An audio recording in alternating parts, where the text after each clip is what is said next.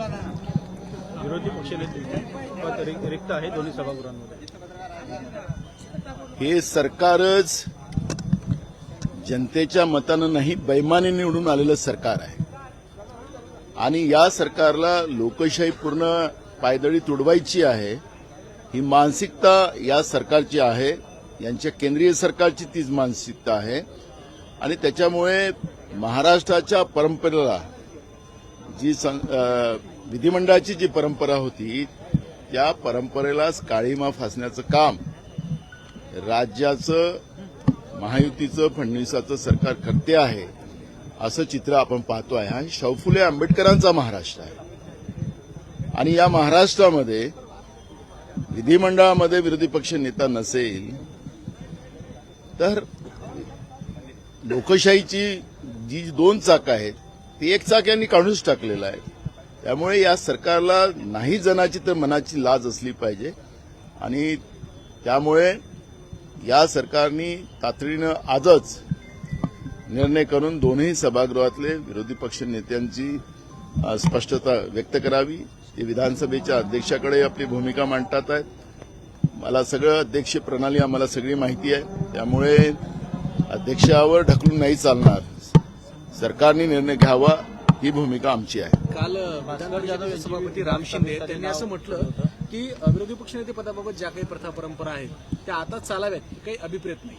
एक प्रकारे विरोधी पक्षनेता निवड होणार नाही असंच त्यांनी कुठेतरी सूचित केलं. या सरकारची मानसिकता आहे, ते मानसिकता भास्कर जाधवनी सांगितलेली आहे. त्याच्यामुळे राम शिंदेनी असं म्हटलं सभापतींनी काय की आता विरोधी पक्षनेते पदाबाबत ज्या प्रथा परंपरा सुरू आहेत त्या आता सुरू असाव्यात असं अभिप्रेत नाही. एक प्रकारे त्यांनी आता बरोबर आहे ना, सभापतींनी सरकारची भूमिका व्यक्त केलेली आहे. राम शिंदेनी या सरकारला अभिप्रेत नाही आहे, तेच त्यांनी भूमिका मांडलेली आहे.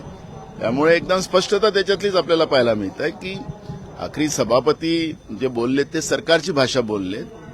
त्याच्यातून स्पष्टता झाली की या सरकारला विरोधी पक्षची भूमिका सभागृहात मांडता यावी नाही, सरकारला मोकळं राहावं अशा पद्धतीची भूमिका या सरकारने निर्माण करून ठेवलेली आहे.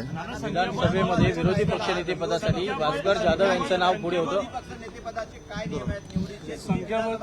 होय, संख्याबळाचं कुठले नियम नाही.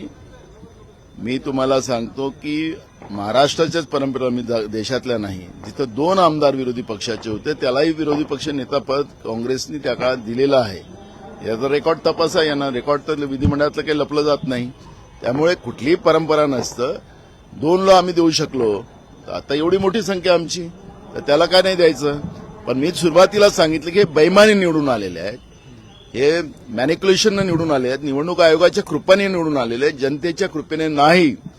आणि हे माझ्यावर जेव्हा वारंवार सांगतात की 200 मतांनी निवडून आला, अरे दम असेल ना, महाराष्ट्रात सगळ्यात जास्त मतांनी निवडून दाखवतो, पण बायलेटवर निवडणुका घ्या.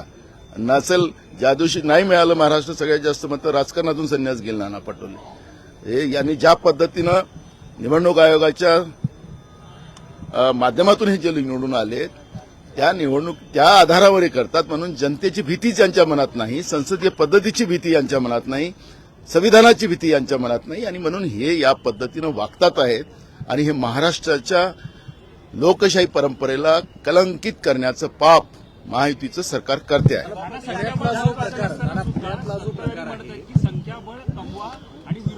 अरे मी सांगितलं, महाराष्ट्रातली परंपरा रही, यांच्या विरोधी पक्षाचे 2 आमदार असताना सुद्धा आम्ही विरोधी पक्ष नेतेपद दिलेलं आहे.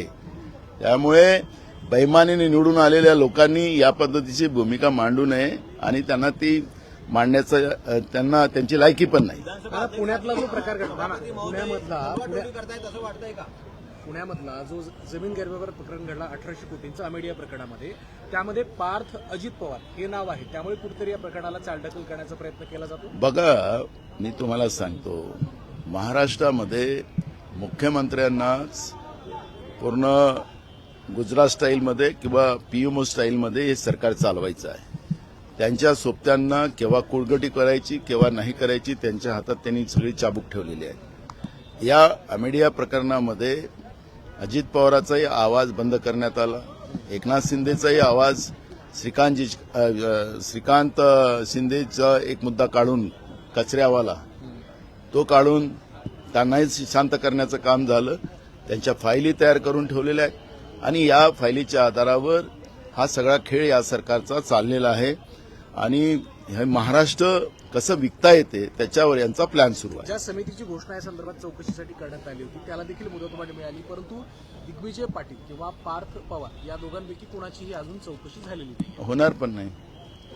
होणार पण नाही. आम्ही त्या दिवशी सांगितलं की तुकाराम मुंडेच्या अध्यक्षतेखाली कमिटी करा म्हणजे तुम्हाला सगळं उघडकीस येईल. दूध का दूध पाणी का पाणी, पण ते करणार नाही. तुम्ही हा मुद्दा सभागृहात उपस्थित करणार ना, आता येणार सगळे विषय येणार. पण म्हणून तर हे सरकार इथं आलं आणि कसं पळून जाता येईल त्याचं प्लॅनिंग केलेलं आहे. फक्त 1 आठवड्याचं अधिवेशन ठेवलेलं आहे. हेच विरोधी पक्षात होते तर 2 महिन्याचं अधिवेशन व्हावं अशा पद्धतीच्या घोषणा करत होते. आता योगायोगानं नागपूरचेच मुख्यमंत्री आहेत. मग यांना इतक्या लवकर पळ काढायची गरज काय? आणि म्हणून हे सगळे मुद्दे निघू नये. यांचं सगळं जे यांनी भ्रष्टाचार केलेले आहेत ते उघडकीस येऊ नये. शेतकऱ्यांची जी अवस्था या लोकांनी करून ठेवलेली आहे, शेतकऱ्यांना आत्महत्या करायला सोडलेलं आहे, ते सगळे प्रकरण येऊ नये. बेरोजगारांची परिस्थिती, महागाई, आज रुपया रोज पडत चाललेला आहे आणि त्याचे परिणाम सगळे महागाईवर होतात आहे आणि सर्वसामान्य लोकांचं जगणं मुश्किल झालेलं आहे. हे सगळे प्रश्न आहेत. पण मुद्दामून हे सरकार इथून पळ काढायसाठी इथं आलेली आहे. फक्त आठवड्याभराचा फेरफटका मारायला इथं सरकार आलेली आहे.